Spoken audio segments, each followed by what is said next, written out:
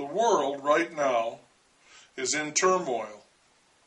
There is political unrest, as they like to call it, in many countries. Leaders are being sacked or in the process of getting the boot. And they will be replaced by new leaders, who will start out by being called freedom fighters, but who all too often turn out to be tyrants, just like the one they threw out. This situation could use some improvement, and that's why we're here. We need to find a way to make these new leaders something of an advancement over the old ones, even if they're just a tiny little bit better, because otherwise all these revolutions, all we're doing is spinning our wheels, getting nowhere, shooting people, blowing people up, hanging people, for nothing.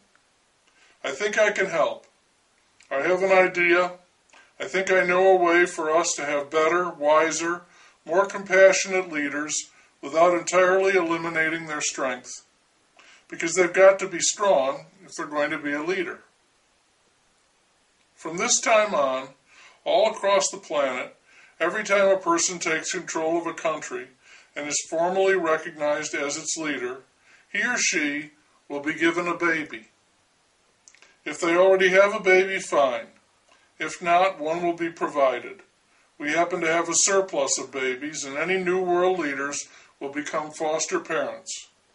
It could be a big win-win, good for the babies and good for the new leaders, because they will have to take care of the baby, in addition to the responsibilities of leading the country.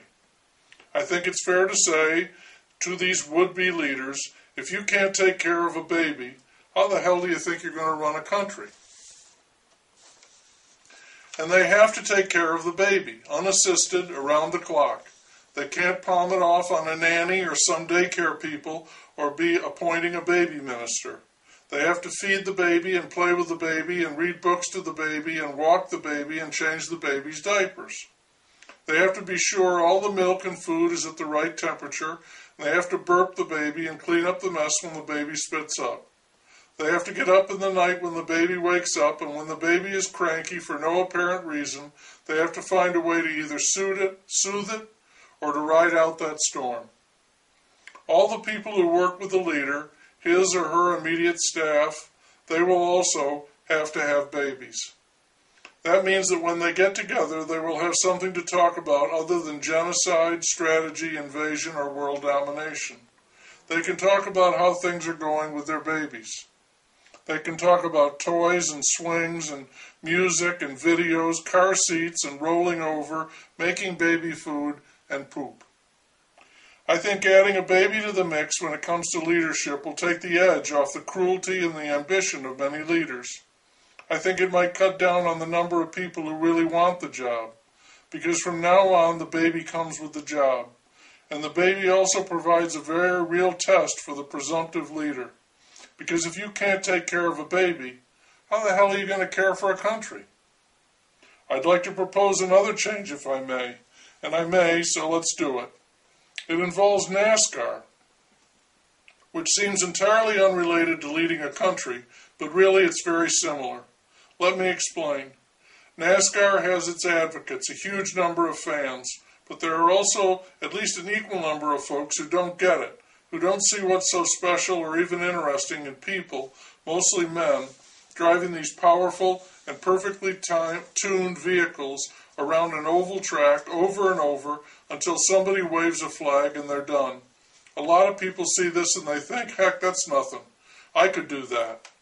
What NASCAR needs is a great big dose of reality. The cars. They're not going to be those gleaming, powerful, perfectly tuned vehicles. They're going to be hoopties like the ones the rest of us have to drive. Maybe we'll make them drive SUVs or vans with a lot of mileage, 150,000 minimum, and stuff that doesn't work or is about to go out. There will be stop signs and traffic lights, detours and work crews out on the track, a forest of orange cones. There will be speed traps and state troopers at DUI checkpoints. The drivers will also be required to run some errands during the course of the race, like grocery shopping, picking up a few items at the hardware store or the pharmacy, like that. They'll be penalized for everything on the list that they do not pick up. And the inside of the car is a mess. Drink cups everywhere, most empty, some not. Fast food cartons and bags and old pizza boxes on the seats, the floor, under the pedals. And every car will have to have a baby strapped in it. And if the baby gets upset, the driver will have to deal with that. No one will be permitted to drive if their baby is crying. There will still be onboard cameras, and if anybody tries to drive when their baby is crying, they will be black flagged and suspended. And the driver isn't going to have a pit crew. What's up with the pit crew? Does anyone ever offer to pump my gas, wipe my windshield? Hell no. Every driver has to pump his or her own gas and pay for it.